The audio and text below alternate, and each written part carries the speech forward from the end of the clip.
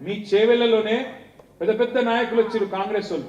మల్లికార్జున్ ఖార్గే గారని జాతీయ కాంగ్రెస్ పార్టీ అధ్యక్షుడు, పెద్ద మనిషి, 86-87 ఏళ్ళకు ఉంటాడు ఆ పెద్ద మనిషి.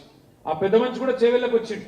వచ్చి ఏం చెప్పారు, చేవెళ్లలో దళితులు ఎక్కువ ఉన్నారు, ఇక్కడ దళిత సామాజిక వర్గం ఎక్కువ ఉన్నది, గిరిజనులు కూడా పక్కకు పరిగిలో ఉన్నారు, వికారాబాద్లు ఉన్నారు, అటు కొడంగల్లో కూడా చాలా మంది ఉన్నారు.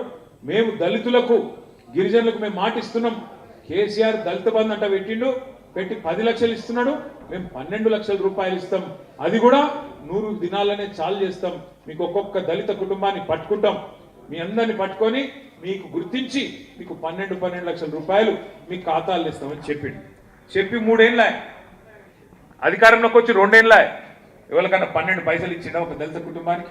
12 లక్షలు దేవుడెరుగు, 12 పైసలు ఇవ్వలేదు. అట్లా దళితులు గిరిజనులు అట్లా కోపంగా ఉన్నారు. అగో మా ఆడబిడ్డలు కోపంగా ఉన్నారు, నెలకు 2,500 లేదు, నా వచ్చిన కళ్యాణ లక్ష్మి వస్తలేదు. ముసలోళ్ళు కోపంగా ఉన్నారు, పెన్షన్లు పడతలేవు, 2,000 4,000 చేస్తా అన్నాడు, ఇంట్లో ఇద్దరికి ఇస్తా అన్నాడు. కేసీఆర్ ముసలయ్యకో ఇస్తుండు, నేను ఇద్దరికి ఇస్తా అన్నాడు. కానీ ఏం చేసిండు, గదే 2,000, ఆ 2,000 కూడా 2 నెలలకు కొట్టిండు. ఒక గంత దుర్మార్గంగా ఈరోజు ఈ ప్రభుత్వం పనిచేస్తూ ఉన్నది.